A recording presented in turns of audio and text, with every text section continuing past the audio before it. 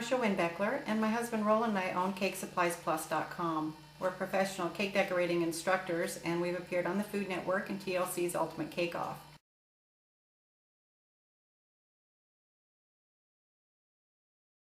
I want to show you how easy it is to make modeling chocolate.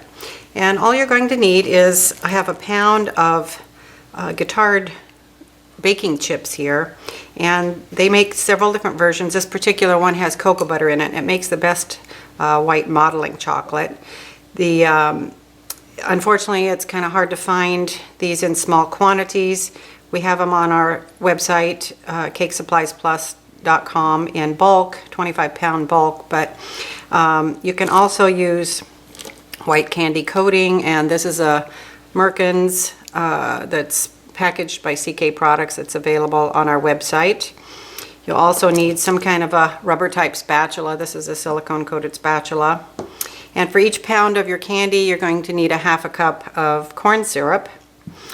And the first thing I want to do is melt my candy, and I will put it in the microwave at 1 minute for the first time, stir it, and then at 30-second intervals. You don't want to overcook it. That will ruin the candy, so you have to keep checking it after each 30 seconds to make sure and stir it to make sure that it is getting melted and not too hot.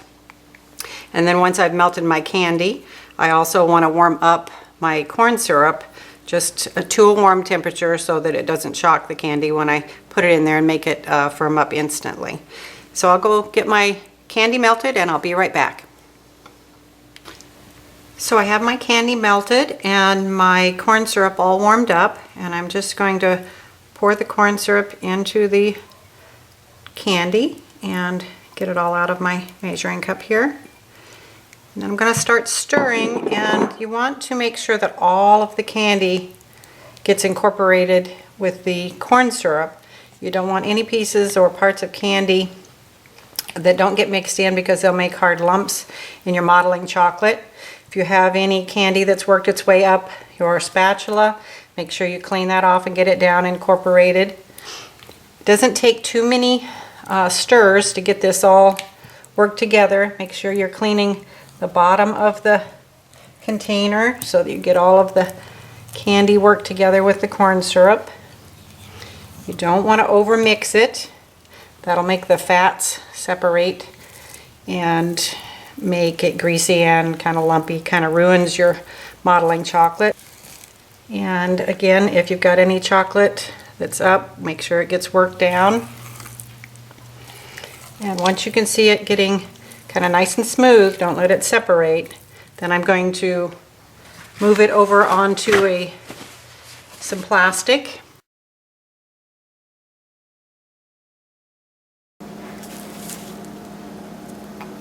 And I have some plastic wrap here, just with a firm cutting mat underneath so that I have something to lift it with. And I'll just put my modeling chocolate out here on the plastic wrap.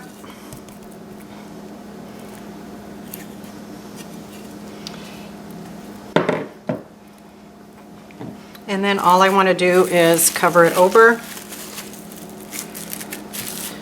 on all ends and let it rest overnight. So once you've let your modeling chocolate set overnight, then you just want to unwrap it. It'll be plenty firm, and you can't use it just right away like this. First you have to knead it. I'm going to break off a piece here and knead up some. And I like to divide mine in pieces, and it's a little bit easier to knead if it's in smaller pieces. I'll just take some of it here and start kneading it up. And you just continue to knead it until it gets soft and pliable. So once it's all kneaded up, you can see it's nice and smooth and soft and pliable.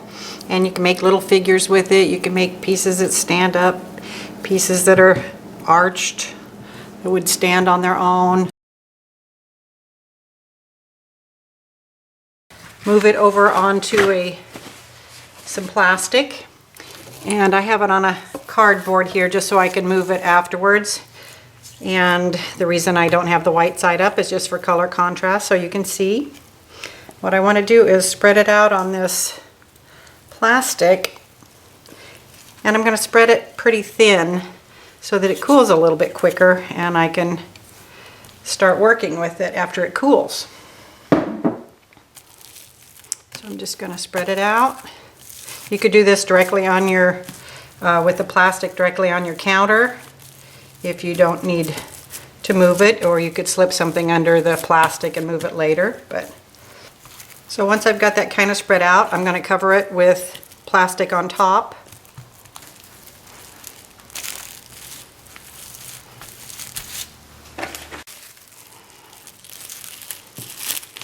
And once the plastic is on top, I can spread it even thinner. Even take something flat like my cutting board here and really get it nice and even. And having it spread out to a thinner, being thinner versus a big thick lump, it's going to cool off faster. And if you happen to have granite countertops or a marble slab, you could put this, the sheet of plastic directly on that and let it cool off, and it'd cool off very quickly.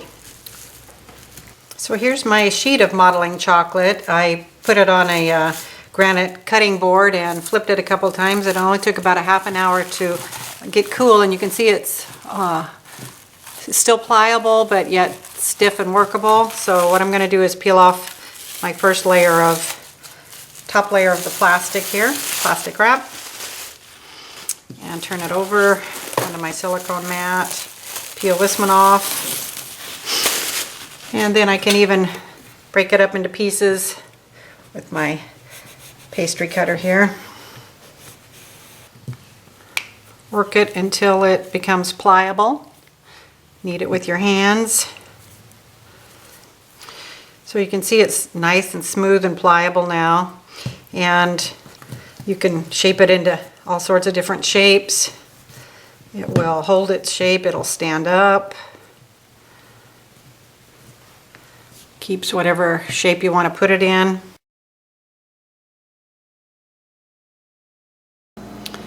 So once you have your modeling chocolate nice and pliable and ready to work, I'll show you a little figure you can make with it. I'm going to make a little duck figure here. And I'm just first going to roll it into a ball.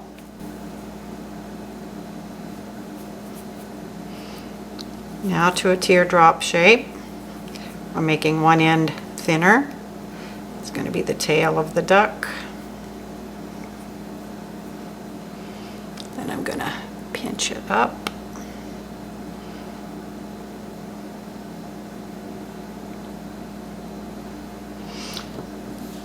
I'm going to cut 2 wings.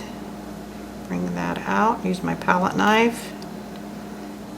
And to add some little feather lines.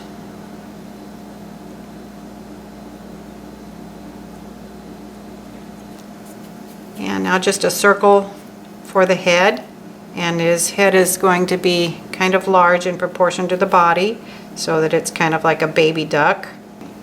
So it kind of looks like that right now. Then I've pre-colored some orange. And I'll add him some feet and a beak, and they're basically the same shape. I'm going to make kind of a pointed on one end, roundy on the other, kind of flatten it off there. And then for the feet, I just want to press down, kind of square off the edge, and then add the webbed feet look. Those will go right up against his body here. For the beak, I think I want a little more modeling chocolate. I will make that same shape, only a little bit larger. You do have to be careful of the weight on it though, but it's a little bit larger. Again, I'm going to kind of flatten it off here, but I didn't smash it this time. By the way, this little figure is in my rolled buttercream book, and Roland has a whole book on hand modeled figures, lots of different figure shapes that we do. And I'm just going to cut off the back to make it a little bit larger so I attaches to the duck figure here. It has a little more surface area for attaching, and we'll press it up against the head here. So it looks like that at this point. And then he just needs eyes and just a couple of black circles rolled and flattened will be his eyes, and I like him to be kind of low and close together, low down towards his beak and kind of close together.